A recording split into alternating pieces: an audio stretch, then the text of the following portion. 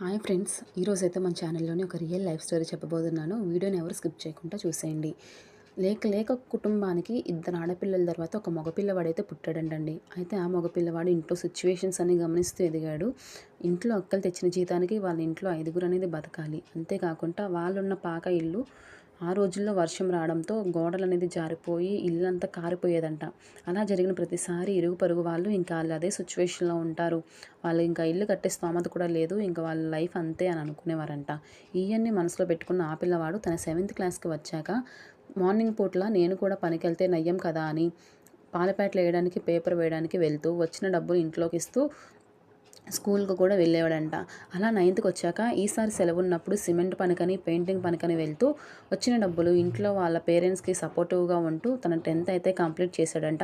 Next ఇంటర్‌లోకి వెళ్ళాక ఏమైందో next వీడియోలో చెప్తాను. కంపల్సరీగా వీడియోస్ అయితే చూసేయండి.